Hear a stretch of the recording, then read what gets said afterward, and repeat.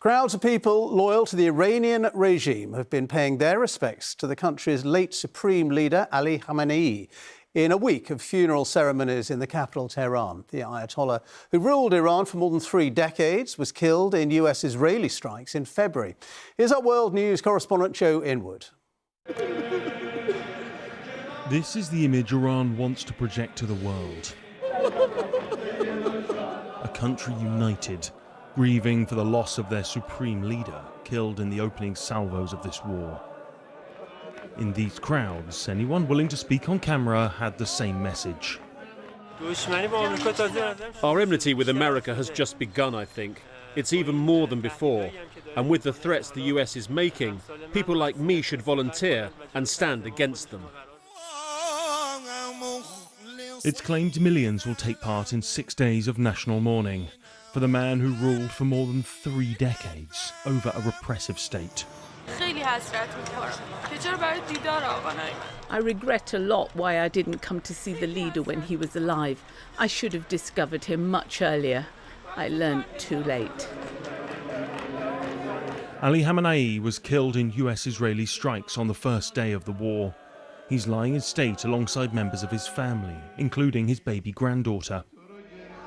Supporters of the regime marched through the streets. Death to America, death to Israel, they chant.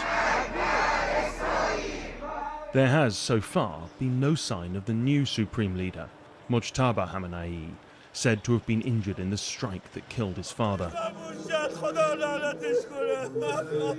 Of course, there are millions of Iranians who will not be joining in the mourning for Ali Khamenei. Despite these shows of fervour, many in this country opposed his clerical rule and were met with brutal force. They are not represented here.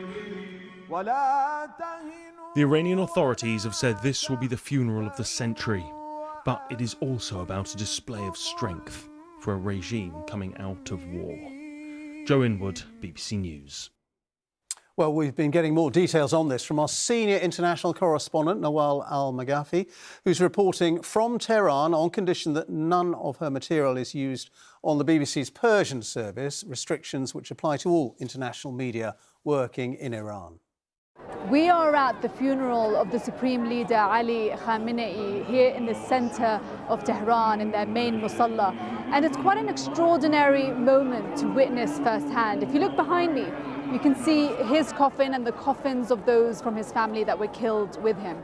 He was killed on the 28th of February, and usually in Islamic tradition, he should be buried right away. But they have been waiting for the perfect moment, for the ceasefire to hold for long enough to be able to hold an event like this one. We've been told that millions of Iranians from across the country have come for this event. But I've got to say, I'm quite surprised. It's not as busy as I thought it would be.